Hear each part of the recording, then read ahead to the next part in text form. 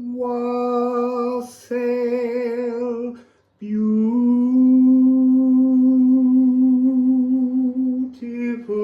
people.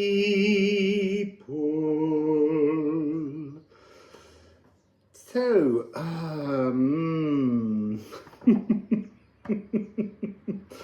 sometimes I don't want to sit down and do a message. So, there's a huge cache of lost memories that are returning, and for some people, it's complicated. It's so complicated. I don't know how to bring you this message as such. Maybe we'll just shuffle the cards and let it come through. But it's forgotten remembrances. It's a really important energy, but also about how the scattered memories that did exist are all distortions. And I find that really interesting. Even things that I've channeled were in some way not the full truth. They were distortions of the truth, but not in the openness that's now coming. So I'm picking up the energy of Atlantis, and that's very interesting for me, because throughout my life, if you mention Atlantis, my brain always defends any knowledge of Atlantis.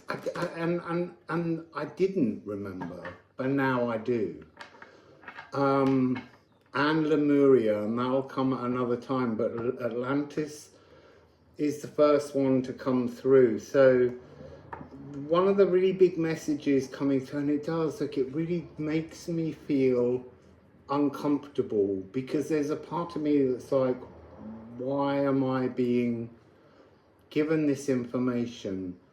Partly because it's always been within me, but it's been hidden. It wasn't allowed to break free. It's something that another energy, another frequency, and I don't want to call it shadow frequency. I want to call it the manipulative, physical collective, because I know it's out there.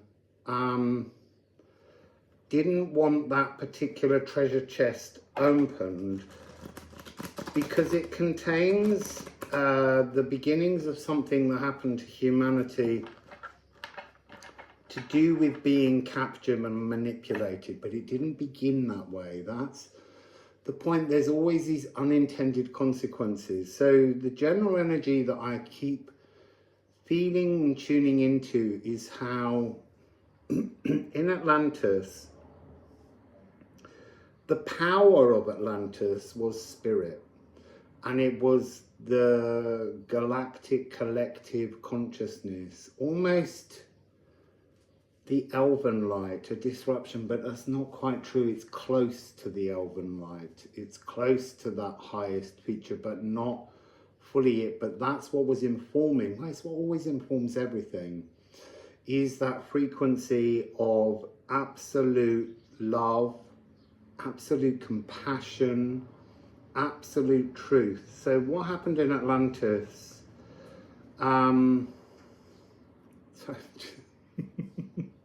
So there was a destiny that was distilled, that was broken. That's interesting. 8766 may be an inspirational number for you to look up and work into. So it was powered by, what do I want to call it? Like a core cosmic mirror, a veil through which energy was taken, but somehow the freedom of this inspiring energy was captured, was utilized wrongly. That's the general feeling. So I'm going to just shuffle cards and allow the energy of Atlantis to come through and just see the stories that want to come through. I've been sitting in this energy this morning, and it just felt immediately like it was something that needed to be expressed, and there will be more, I'm absolutely certain. There's all kinds of new narratives, sparkling new narratives that are returning, you see, because they're not new. There's something about recreation. So this is an energy to purify the Pallas Athena snake wrangler. So the snake wrangler, Pallas Athena, represents our galactic consciousness, our divine consciousness.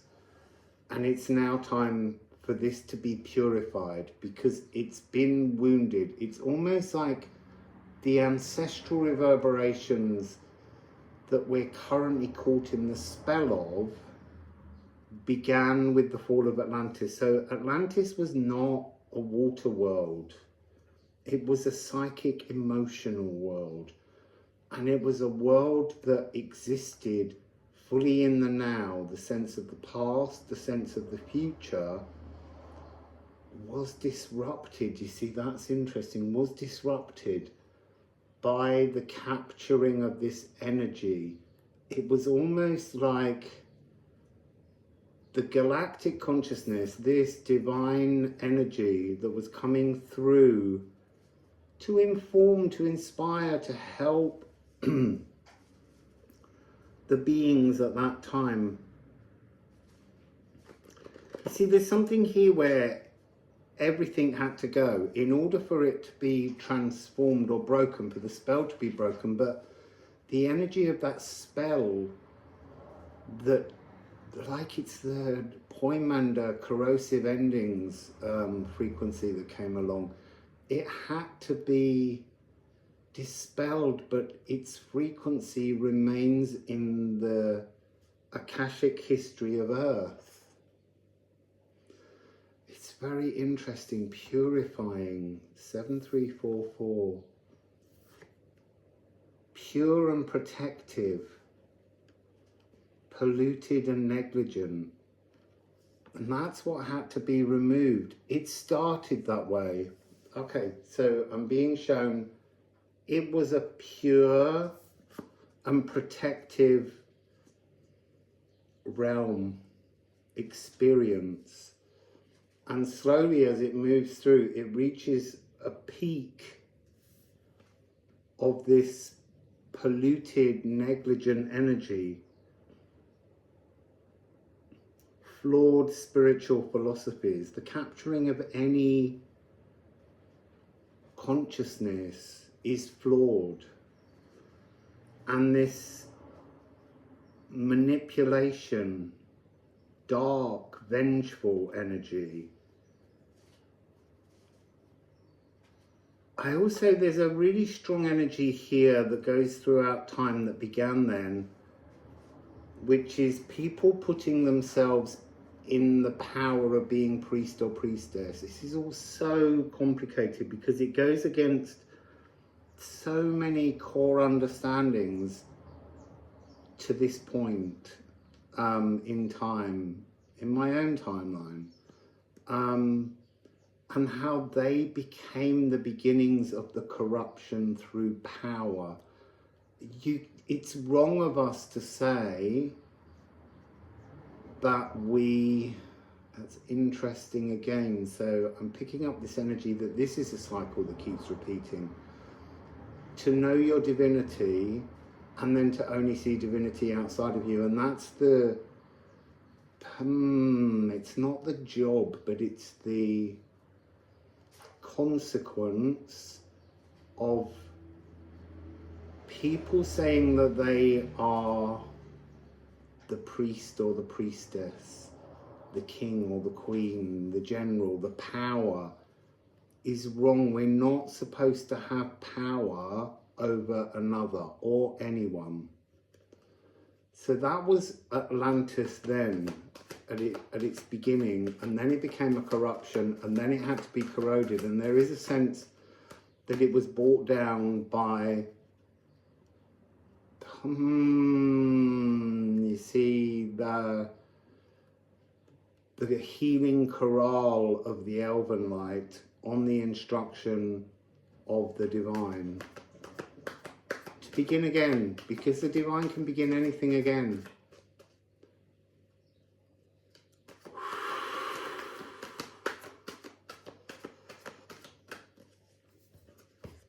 So trine in reverse, this discomforting energy, an energy that was being rubbed the wrong way. The divine itself was being rubbed the wrong way. Finding faults in kindness, like there was, kindness became a kind of mundane expression of normality. And people sought, energies sought to go in a new direction, to explore. And there's nothing wrong with exploration, but things have to go through cycles and change. And there began to be this energy of waiting for the trauma, like a knowledge that things were going wrong in Atlantis, and yet I don't want to say nobody stepped forward to transform it. It couldn't be stopped. It's part of a cycle. It has to go through and it has to be cleansed. It has to be purified.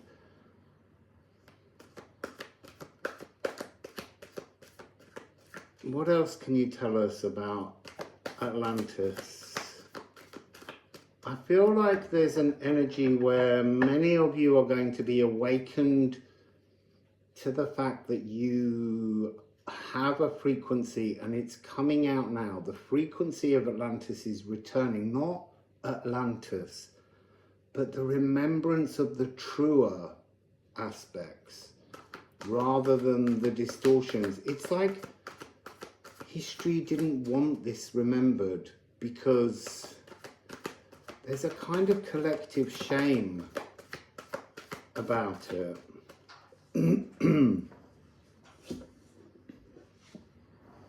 So South Node, the energy of what we came in with. What we came in with was an absence of truth in this situation around Atlantis. Look, it's very, very strange for me to sit here, tune into this energy and feel a part of it. I know what part of it I was, but that's not something I need to share yet. So in your core ore, cinnabar, in the ore that has been mined into the current earthbound collective consciousness is an Akashic storehouse of the histories of Atlantis. And they're about to open. Not in everyone, it's just some people's journey to tune into that. Like at the moment, it seems to be mine. And as I said, it's been something that I've denied because I daren't let anybody know what I know, even though I didn't remember it. At the time, I wasn't allowed to remember it, as you were not allowed necessarily to remember it. And look, there are many people out there who will have remembrances of Atlantis, but ask yourself, are your philosophical beliefs on Atlantis fixed? Are they not just made from the previous cosmic frequency that didn't allow the fullness of the remembrance to come through? Have we built an urban mythology around something that actually stops it from shining, stops the Akashic remembrance of it? And again, I also just want to say, those people that read Akashic records, the Akashic records will only reveal what they can reveal in the current galactic timeline. And being tuned in to these very high frequencies of distortions that are transforming, and we all have to be open. And anyone coming towards any part of this reading with a kind of indignation to tell me that I'm wrong, I'm not wrong. I know that. I know that what's coming through is a truth. You have to go back to your own beliefs and analyze whether telling someone that they don't know something as truth is anti-Atlantean. I think I might go to the other deck. I really don't want to talk for very long because it's a very uncomfortable subject for me at the moment, because as I'm getting these remembrances, there's an energy of people doing battle to stop the truth being shared. And I don't know how much of the truth needs to come out. So, Thorn. This is disruptive energy here. This is the energy of a gateway that wasn't open, that you daren't step through, and now it's changing. It's being purified. The gateway of remembrance to Atlantis is being purified, is being opened like some kind of dusty tomb.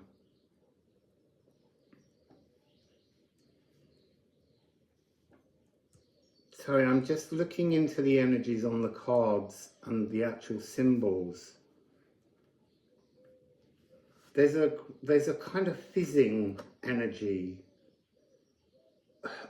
As many bubbles are opening within the soul, the galactic soul.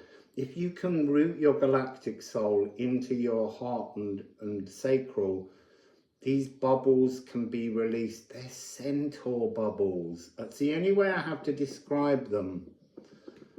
They're fixed beliefs that need to be elevated to expand and unfold like energetic origami to reveal truths you didn't really previously have the chance of understanding because you didn't remember them. There's a whole series of Atlantean remembrances that are coming through. So we have 6, Divine Spark. The cobwebs are being cleared on this entire energy. Enrobed in darkness, that's where Atlantis has been, in the collective consciousness, inner darkness, suspended in time's stationary stopped shield, stayed.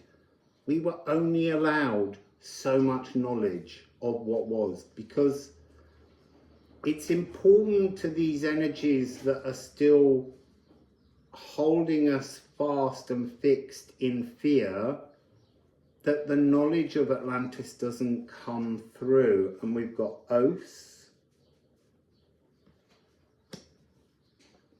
So we have a 444 energy, and then we have Gear. And this is the harvest, and that's beneath the south node. So there is this real kind of energy that there's a harvest in the collective grimoire that was stuck within our sacral. There is this kind of it's like a kind of a 363, I need to say. What do I you see, I don't want to say a collective shame, because you can't feel shame about it because we couldn't remember it. But as the remembrances come through, although it ought to feel shameful, it was the truth. It was something that had to happen. It was a cycle.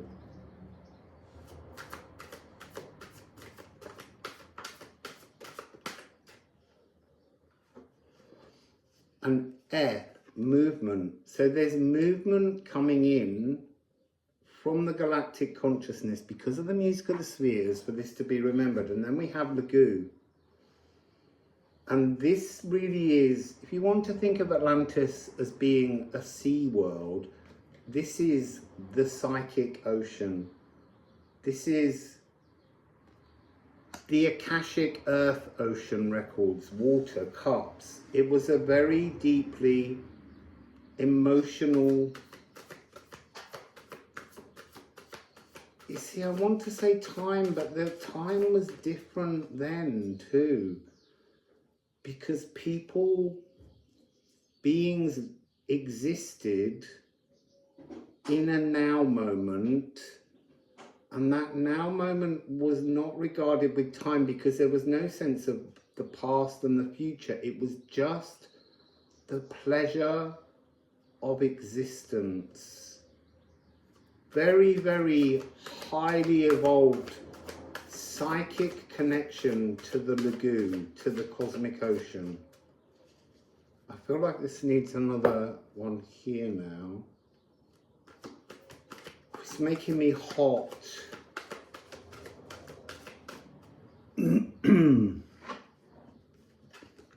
Everybody was this, regulus, self-coronated, in their element, fluid ad libitum.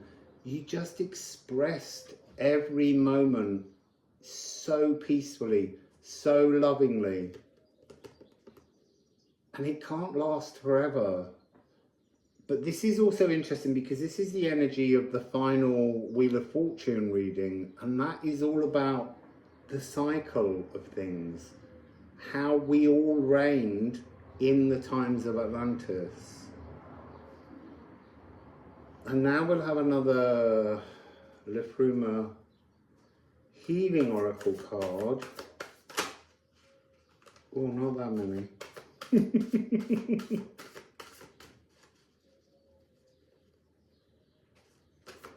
So we lost our fluidity and time came in. It's interesting because this is etbursten, to burst out from something. But there's something about this which was time burst in. The bacteria's burst in. And created earthgrap. The earth stole, the earth sucked and imploded the psychic energies. So there's something here to do with the energy of the earth, the magnetism of the earth. So I'm picking up this frequency where there's a thing called the South American anomaly, which is the least magnetic point on Earth. And somewhere around there is a cache of remembrances to do with Atlantis. That's interesting. So just a couple more cards and then I have to lie down.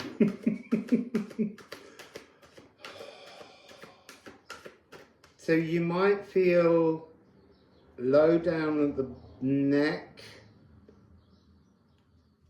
probably around C5, C6, C7, 5, 6, 7. What do I want to describe it as? Like within those vertebrae is the activation of your Atlantean remembrances. See, that's interesting because we're unlocking the Atlas bone.